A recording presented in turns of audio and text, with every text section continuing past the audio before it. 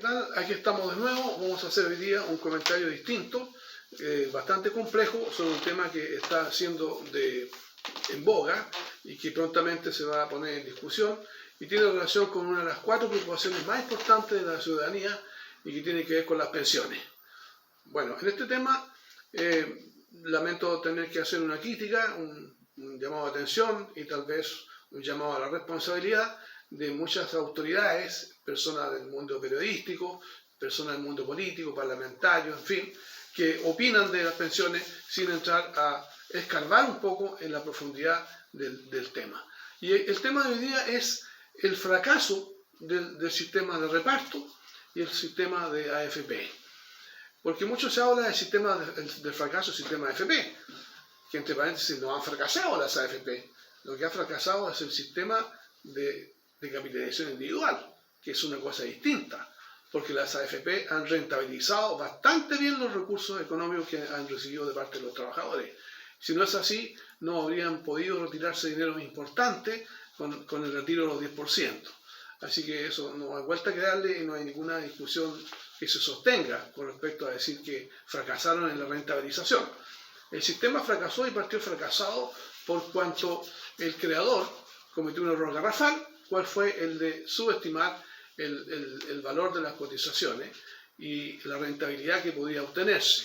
Y de un 27%, que era la cotización, o 28% en el sistema antiguo, de distintas cajas, que eran como 35%, alrededor de eso, bueno, partió con el sistema de AFP con un 20%, 19%, creo que el 16% al comienzo incluso, después subió para el seguro de invalidez y sobrevivencia un 3%, o sea que hoy día es un 19%, donde si el 20% en el sistema antiguo era destinado a pensiones, a financiar pensiones, en el sistema actual solamente es el 10%, exactamente la mitad.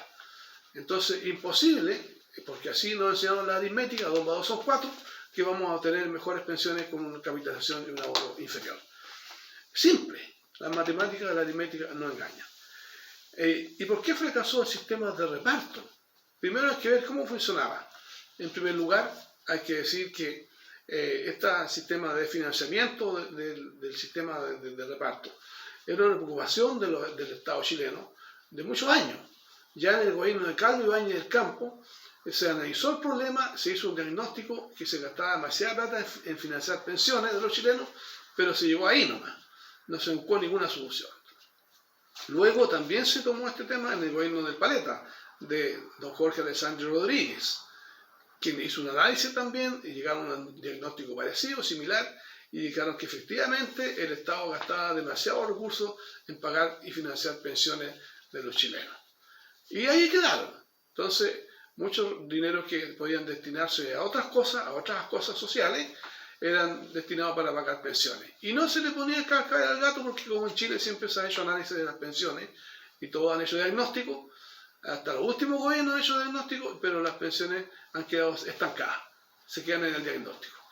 Vamos a ver si por de una vez por todas se hace un análisis profundo y se busca una solución a este tema, que ya está medio solucionado en gran medida con la PGU, el aporte, la pensión general universal, que ya hablamos en un comentario anterior la ventaja que eso tenía y cómo había mejorado muchas pensiones que estaban deficitarias en Chile y podía ser considerado como una de las mejores pensiones de América Latina si el gobierno actual alcanza a cumplir con aumentar la PGU a 250, subiendo 75.000 pesos a los 185 que ya están pagándose. Entonces, ¿cómo funcionaba este sistema? Don Eduardo Frei Montalva señaló que había que gastar recursos para financiar desarrollo social, en vivienda, en aumentar escuelas, contratar más profesores, establecer alimentación escolar en las escuelas, alimentos, ayuda, libros, material. Y entonces dijo, esta plata tenemos que destinarla a esas cosas, por lo tanto vamos a subir la densidad poblacional. ¿Qué significa esto? La densidad, el problema de la densidad. Que el sistema de reparto, no sé si ya lo dije, pero si no está de más repetirlo, el 50% de las pensiones de los trabajadores que cotizaban no alcanzaban a tener un peso de beneficio en el sistema antiguo, llamado de reparto. Y el 30% de las pensiones que se pagaban se hacían con cargo al erario nacional. Entonces, don Eduardo Frei Montalva dijo, vamos a subir la densidad, esta densidad de 800 semanas que se exigían para poder tener algún beneficio en la pensión, que equivalía a 15 años, la vamos a aumentar a 1050 semanas. 1050 semanas equivale a 20 años. Y entonces aumentó a 20 años la exigencia de años para jubilar. Y a mí me da un poco de pena y rabia cuando empiezan a comparar sistemas comparados de pensiones con países escandinavos, con países europeos, con países que tienen un tamaño poblacional diferente al nuestro, una geografía diferente y una cultura diferente, donde prácticamente la honestidad no está puesta a prueba, y que no es el caso chileno, porque en Chile impera la cultura del más vivo. ¿Y qué significaba esto? Que muchos vivos cotizaban durante toda la vida por el mínimo, y cuando llegaban los años para jubilar cercanos a los 3 años, empezaban a cotizar por el máximo que podían para obtener una pensión importante, equivalente al 75% de las últimas 36 remuneraciones. El caso más conocido, que estuvo en boga pública, estuvo en el escarnio público hace poco, un par de años atrás, el caso de una funcionaria profesional de Gendarmería de Chile que cotizó en los últimos años con un ingreso altísimo y obtuvo una pensión suculenta que muy escasamente conocida en Chile, digamos. Pero eso era una práctica más o menos habitual.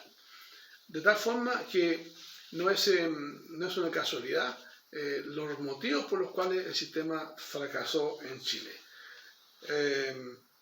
De tal manera que cuando se habla de pensiones, hay que tener en cuenta todas estas variantes y saber qué funcionó mal, cómo funcionaban las cosas efectivamente y no cometer los mismos errores.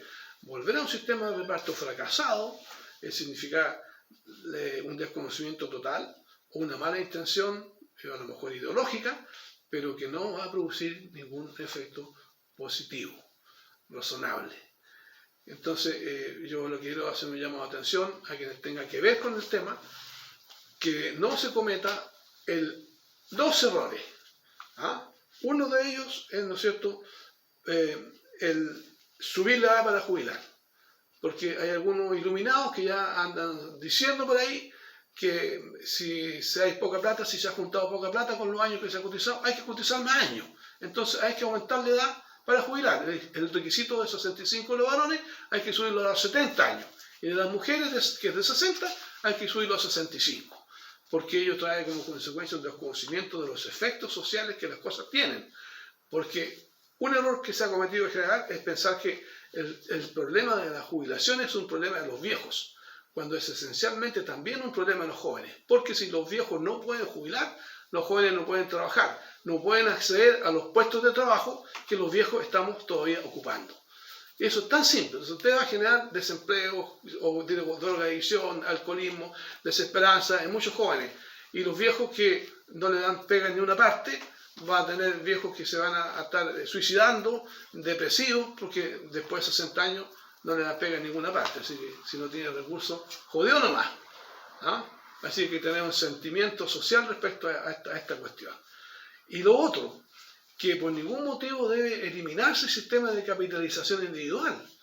Porque, fíjese usted, que nada se saca una persona con trabajar toda la vida, 30, 40, 50 años, jubilada a los 65 o a los 70, cuando vivir 10 años más, si va a esos 10 años más, va a jubilar con una pensión de 600.000, 500.000 pesos y va a tener que pagar un arriendo de 300, 400 lucas.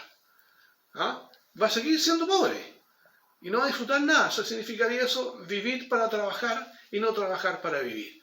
De tal manera entonces que el sistema de capitalización individual es un elemento importantísimo para poder aumentar la posibilidad de obtener la casa propia de muchos chilenos a través de los créditos hipotecarios. Si usted corta esa llave, va a generar pobreza y dificultades en la familia, en los jóvenes, que no van a poder tener su casa propia, aunque jubilen bien, van a seguir sufriendo porque van a tener que seguir pagando arriendo altísimo si no han podido comprarse una casa propia. ¿Qué le parece? ¿Se da cuenta? Las cosas no son como parecen. Hay que darle una vueltecita más a la manilla del reloj. Muchas gracias, nos vemos en una próxima oportunidad.